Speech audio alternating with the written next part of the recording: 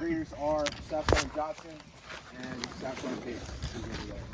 Alright, so the 249 is separated into two portions. Right here we have the clear, load, correct malfunction, unload, clear. And then on the other side we have your assembly, or clear, assembly, clear, assembly, that will be 3 minutes, and then your second portion of 3 minutes will be reassembly and function check.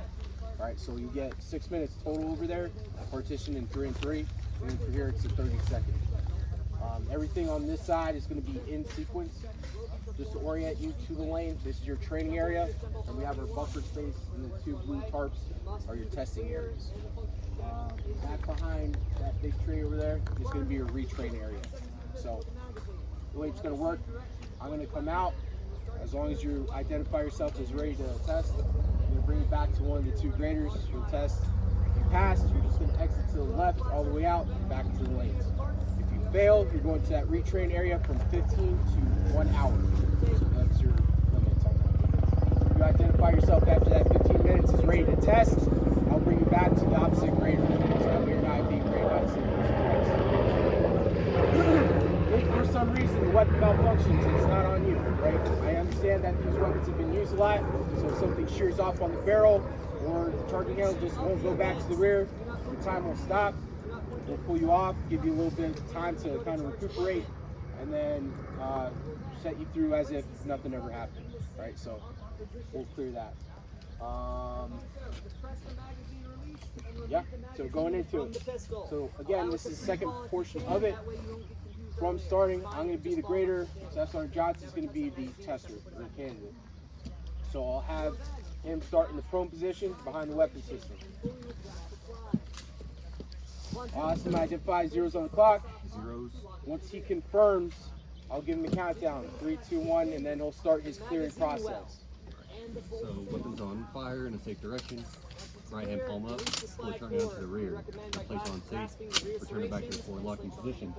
Go ahead and look down and away, open the feet tray cover. You're going to hit your 5 steps, so you're going to feet tray pause, sweep the feet tray, you're going to look at the chamber and bolt face, you go ahead and put your fingers in between the mag well.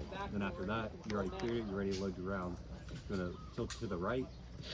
Alright, so again, to reiterate with the clearing process, just sweep, sweep, poke, keep. Sweep down the feet tray pause, make sure there's no links or brass. Sweep the feet tray itself, open up the feet tray. On the side here is a magazine well. You're going to stick your fingers in there, make sure there's no links or brass. Then you're going to check the bolt face and the chamber itself. Once you have that, you're complete with the clearing process. When loading rounds onto feet tray, right? You do not want to see just brass, right? You want to see links. So you're going to be loading the links all the way to the right and then flush with the back of the feet tray. So during testing, you're going to have probably about a 7-link belt. So you're going to place them in, have your left hand here just to hold them so they don't fall off. You're going to seat them back, and then at that point you're ready to fire. So you're going to close the feet tray cover, place the weapon on fire, go ahead and engage, bang, bang, bang, malfunction. You're going to pull the charging handle back. You're going to observe the round coming out, put the charging handle back to the forward safe position, and continue firing. Bang, bang, bang, malfunction, or round's complete. Pull the charging handle to the rear. You're going to place it on safe, return it back to the forward locking position. You're going to go ahead and clear it again. Sweep, sweep, magazine weld, chamber, bolt face. Go ahead and close it.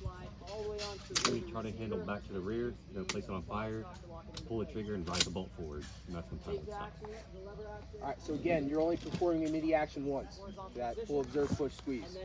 What we're looking for when you're correcting malfunction is that you actually observe when you pull back, rounds leaving the chamber. Right.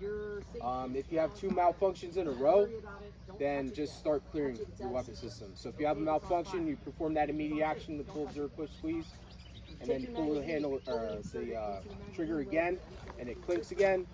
Just go straight into clearing. Don't worry about finishing the rest of your rounds.